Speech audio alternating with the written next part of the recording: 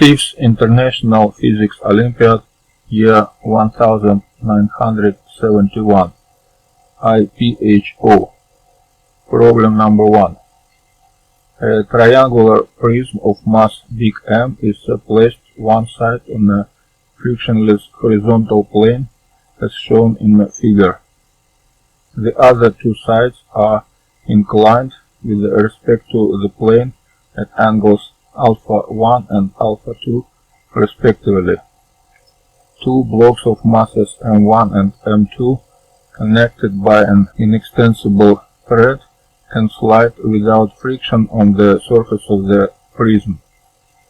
The mass of the pulley which supports the thread is negligible.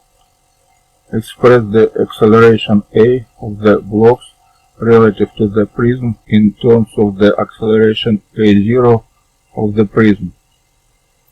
Find the acceleration A0 of the prism in terms of quantities given and the acceleration g due to gravity. At what ratio m1 over m2 the prism will be in equilibrium. Solution for problem 1. The blocks slide relative to the prism with acceleration a1 and a2, this one and this one, which are parallel to its sides and have the same magnitude a. The blocks move relative to the Earth with acceleration w1 equal a1 plus a0 and w2 equal a2 plus a0. Now we project w1 and w2 along the x and the y axis. For the first body w1 we have in x direction w1x equal a multiplied by cosine alpha 1 minus a0, and in y direction we have w1y equal a sine alpha 1. For body 2 we have in x direction w2x equal a cosine alpha 2 minus alpha 0, and in y direction we have w equal 2y equal a multiplied by sine alpha 2. The equations of motion for the blocks and for the prism have the following vector forms.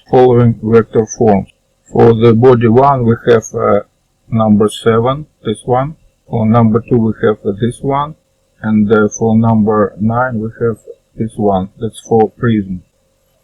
The forces of tension T1 and T2 at the ends of the thread are of the same magnitude T, since the masses of the thread and that of the pulley are negligible. Note that in equation 1.9 we account for the net force negative T1 plus T2, which the bended thread exerts on the prism through the pulley. The equation of motion results in a system of 6 scalar equations when projected along x and y directions. From number 10 to number 15 we have 6 equations. By adding up equations 10, 12 and 14, all forces internal to the system cancel each other. In this way we obtain the required relation between acceleration A and A0. So for the first question we have A equal A0 multiplied by big M plus M1 plus M2 over M1 cosine alpha 1 plus M2 cosine alpha 2. After that, the straightforward elimination of the unknown forces gives the final answer for A0. And we have A0 equal G multiplied by this coefficient. And finally, it follows from equation 17 that the prism will be in equilibrium A0 equals 0 if M1 over M2 equal sine alpha 2 over sine alpha 1. So that was a solution for problem number 1. 5th International Physics Olympiad, year 1971, IPHO. Problem number 2. A vertical glass tube of cross-section S equal 1.0 square centimeters contains an unknown amount of hydrogen. The upper end of the tube is closed. The other end is opened and is immersed in a pan filled with mercury. The tube and the pan are placed in a sealed chamber containing air at the temperature T0 equal 273 Kelvin and the pressure P0 equal 1.334 multiplied by 10 power 5 Pascal. Under these conditions, the height of mercury column in the tube above the mercury level in the pan is H0 equal 0.70 meters. One of the walls of the chamber is a piston, which expands the air isothermally to a pressure of P1 equal 8.00 multiplied by 10 power 4 Pascal. As a result, the height of the mercury column in the tube decreases to H1 equal 0.40 meters. Then the chamber is heated up at a constant volume to some temperature T2 until the mercury column rises to H2 equal 0.50 meters. Finally, the air in the chamber is expanded at a constant pressure and the mercury level in the tube seals at H3 equal 0.45 meters above the mercury level in the pan. Provided that the system is in mechanical and thermal equilibrium during all the processes, calculate the mass m of the hydrogen, the intermediate temperature T2 and the pressure P in the final state. The density of mercury at temperature T0 is ρ0 equal 1.36 multiplied by 10 power 4 kg per cubic meter. The coefficient of expansion of mercury beta equal 1.84 multiplied by 10 power negative 4 opposite kelvins, and the gas constant R equal 8.314 joules per mole and Kelvin. The thermal expansion of the glass tube and the variations of the mercury level in the pan are not considered. Hint: if delta T is the interval of temperatures variations of the system, then beta delta T equal x, which is much less than 1. In that case, you can use the approximation 1 over 1 plus x approximately equal 1 minus x. Solution for problem number 2. First, we will denote by big H equal constant the height of the tube above the mercury level in the pan and the height of the mercury column in the tube by Hi. Under conditions of mechanical equilibrium, the hydrogen pressure in the tube is Pr minus rho ghi, where rho is the density of mercury at temperature Ti. So we have rho equal ρ0 multiplied by 1 minus beta T. The index I enumerates different stages undergone by the system. Rho is the density of mercury at temperature T equal 0 Celsius or 273 Kelvin, and beta is a coefficient of expansion. The volume of the hydrogen is given by formula Vi equal cross-sectional area multiplied by total height minus height Hi, the mercury over level. Now we can write down the equations of state for hydrogen at points 0, 1, 2, and 3 in PV diagram right here. So we have 4 such equilibrium states. Let's investigate them step by step. So first we have isothermal expansion from point 0 to 1.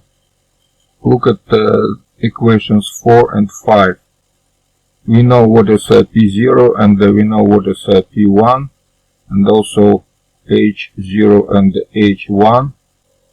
For temperature, T0 equal 273. So from these two formulas we can find the two parameters like big H and the mass of hydrogen. Let's do this. Because right parts are the same, we can just equalize left parts and find what is big H. So first let's write all known parameters right here. This is our equation, and from here we can find that this is simplified equation, and after all big H equal 1.30 meters. After that we can find what is mass of hydrogen. Mass of hydrogen we can find from this formula, and from here we have this mass equal 2.11 multiplied by 10 power negative 6 kilogram. Let's put this height h and the mass hydrogen m to the right place. After that we can continue to equation number 6. This is isochoric process, and from this process we can count that pressure must be proportional to temperature, and also we have rho 1 equal this equation. Now let's put expression for P2 to the equation number 6, and we will get this expression which takes only one parameter T2 and other parameters are known. So when we put all numbers we will get that temperature T2 equal 364 Kelvin, and now we can put this expression for formula for P2, and we will get 1.067 multiplied by 10 power 5 Pascal. And let's put them separately. So that will be our consequent parameters. And the last step is to investigate what happened to equation number 7. Because 3 from equation 6 to equation 7 we have isobaric process, so we can just divide equation number 7 by equation number 6, and we will get this equation with all known parameters. So after putting numbers we will get that temperature T3 must be equal 457 Kelvin. And the last step is to find what is the final pressure in hydrogen column. That will be pressure P3, which is P2, 1.067 by 10 power 5 Pascal, minus pressure created by column of height 0.45. And finally we will get 4.67 multiplied by 10 power 4 Pascal. So this is all data which we counted in problem number 2.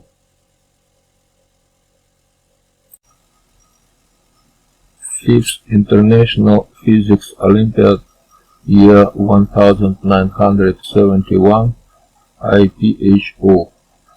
Problem number 3.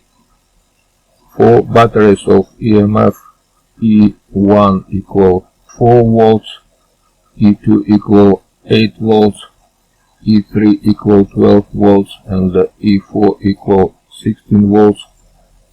4 capacitors with the same capacitance, C1 equal C2 equal C3 equal C4 equal 1 microfarad, and 4 equivalent resistors are are connected in the circuit shown in the figure. The internal resistance of the batteries is negligible. Calculate the total energy W accumulated on the capacitors when a steady state of the system is established. The point H and B are short connected. Find the charge on the capacitor C2 in the new steady state. Solution for problem number 3. A circuit equivalent to the given one is shown in this figure. In the steady state, the capacitors are completely charged already. The same current I flows through all the resistors in the closed circuit A, B, F, G, H, D, A. From the Kirchhoff second rule, we obtain that we have I equal E4 minus E1 over 4R. That was the first formula. Next, we apply the same rule for the circuit A, B, C, D, A. So from here we have V1 plus IR equal E2 minus E1. And now we can apply formula for I from the first one to this one, and we will get that V1 equal this expression, or just 1 volt. Similarly, we obtain the potential difference V2 and V4 from circuit B, F, G, C, B. We have this expression, which gives us 5 volts for V2, and for circuit F, G, H, E, F, we have this expression for V4, which is 1 volt, and finally the voltage V3 across C3 is found by applying the Kirchhoff's rule for the outermost circuit E, H, D, A, H. So that will be this one, which is 5 volts. The total energy for the capacitors is expressed by formula this one, which is 26 millijoule. And now when points B and H are short connected, the same electric current I prime flows through the resistors in path B, F, G, H, B. From here it can be calculated again by means of Kirchhoff rules, and we have I prime in that case equal E4 over 2R. The new steady state voltage on C2 is found by considering the B, F, G, C, B circuit, from which we have this expression. And finally we will get that V prime 2 equal E4 over 2 minus E2, which is 0. Therefore the charge Q prime 2 on C2 in the new steady state is 0. That was solution for problem number 3. Fourth International Physics Olympiad, year 1970, IPHO, problem number 4. A spherical aquarium filled with water is placed in front of a flat vertical mirror. The radius of the aquarium is r, and the distance between its center and the mirror is 3r. A small fish, which is initially at the point nearest to the mirror, starts to move with the velocity v along the wall. An observer looks at the fish from a very large distance along a horizontal line passing through the center of the aquarium. What is the relative velocity v real at which the two images of the fish seen by the observer will move apart? Express your answer in terms of v. Assume that the wall of the aquarium is made of a very thin glass. The index of refraction of water is n equal 4/3. Solution for problem number 4. So first we have to check what happened to the direct image of this fish when it's moving. After that check what happened to the mirror image of this fish when it's moving, and after that compare them. So first let's check what happened to the direct image.